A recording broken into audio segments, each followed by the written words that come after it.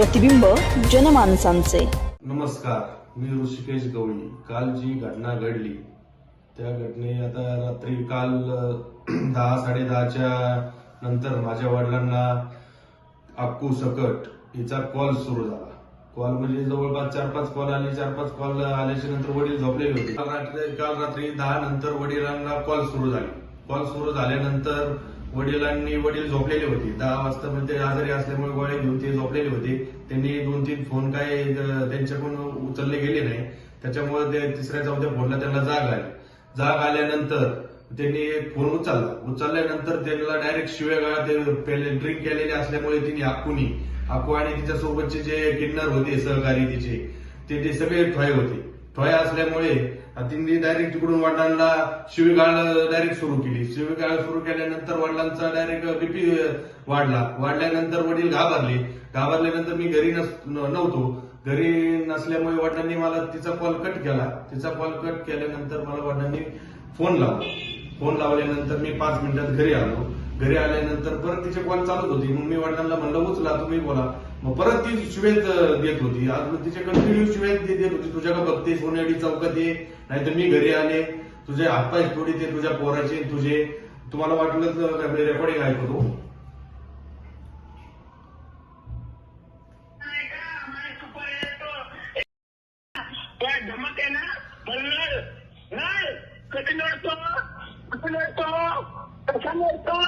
मला ऐकूय तू नडतो ना नड बाळाने वाघिने तुला तोडूनच काही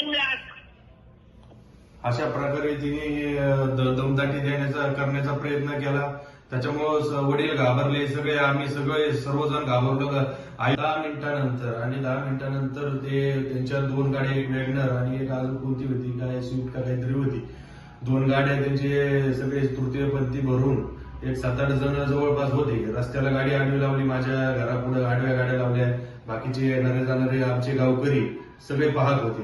तिथं गाडीच्या खाली उतरल्यानंतर तिथं शिवीगाळ करायला लागले. घराच्या बाहेर गेले नाही का, शिवीगाळ वगैरे, टाळ्या वगैरे वाजवायला सुरुवात केली.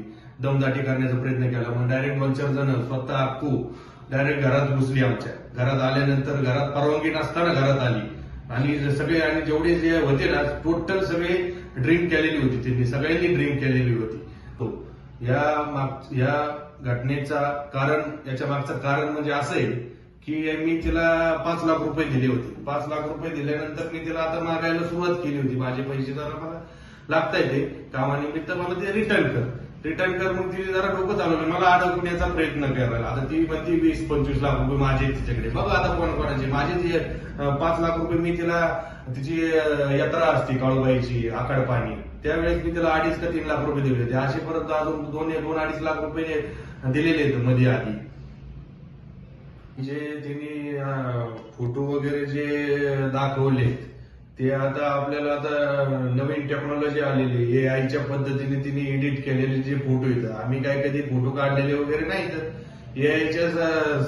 AIच्या मदतीने कोणाकोण तरी तिने बनवून घेतलेत. कारण की तिला आता लुबडायचंय, त्याच्यामुळे मला आता काहीतरी गोत्यात आणायचं फोटो वगैरे व्हायरल करून. आता AI टेक्नॉलॉजी खूप पुढे गेलेली, त्याच्यामुळे काही लोकांना काही एवढं याच्यावर काही कुणी विश्वास ठेवू नका. या गोष्टी असे ना, हे लोकांवर कुणीच विश्वास ठेवू नका. हिने मला जाळ्यात वाढवण्याचा प्रयत्न केला. हिने माझ्यावर काय करणी केली, मला यांची भानामती केली, काय केले असं. ही व्यक्ती कसं फसवण्याचा प्रयत्न करते ते तुम्हाला मी ऐकवतो. आता सकाळी तिची न्यूज आली आहे, तिची बाईट मी पाहिली. आता तुम्हाला मी ऐकवतो, 1 मिनिट. माझे 10 वर्षापूर्वीपासून प्रेम आहे. 10-11 वर्ष झाले. आहे ऋषिकेश गवळी, त्याचे वडील वर्षापासूनच माझं प्रेम आहे. 10-12 वर्ष. आता माझं वय चालू आहे 24. 10-12 वर्षापूर्वी मी असेल 24 वजा 14 वर्षाचा असताना मी 7वी-8वीला असेल. तेव्हा माझं बालपणात मला काही कळत तरी असेल का? या खोट्या व्यक्तींवर असे तुम्ही विश्वास ठेवायला लागले, अहो कसं व्हायचं? या असे जाळ्यात वाढवण्याचा प्रयत्न करताय. 10-12 वर्षापासून आमचे संबंध आहेत ते. आता 2 वर्षापासून मी ओळखायला लागलोय. ते पण देवानिमित्त मी देवाऱ्यावर जायचो. काळूबाईचं तिचं मंदिर आहे, त्याच्यासाठी मी तिच्या देवासाठी मी तिला खूप काही म्हणजे तिला मदत केलेली. आता तीच हे व्यक्ती असे व्यक्तींवर कुणीही विश्वास ठेवू नका. आणि काल रात्री आणि मी पण केडगावला ते कोतवाली पोलीस स्टेशनला मी एनसी दाखल केलेली. माझ्या आई वडिलांना मारहाण झाली. मी रात्री 11:30 वाजता यांनी कधी केले ते माहित नाही. आम्ही झाल्या 11:30 वाजता रात्री एनसी दाखल केलेली. कोतवाली पोलीस स्टेशन याच्यात शोध घेत आहे आणि न्याय व्यवस्था मला पण न्याय मिळावा, आम्हाला आई वडिलांना माझ्या न्याय मिळावा. उद्या जर काही झालं आई वडिलांना तर याच्यात जबाबदार अक्कू गुरु नगरकर राहणार हे सांगतो. आणि माझे जे विरोधकांना माझं एकच सांगणं आहे, माझ्या काड्या करून त्याचे कान टोचून याच्यात काहीच साध्य होणार नाही.